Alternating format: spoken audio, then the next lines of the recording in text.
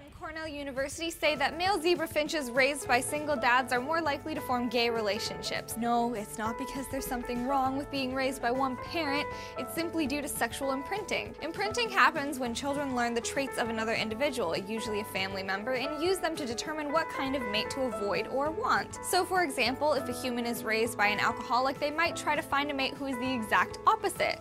In this case, 75% of male finches formed gay relationships because they were most familiar with their father's features. Although imprinting can have an effect on both humans and other animals, scientists say that human mate choice is much more complex and not necessarily linked to sexual imprinting.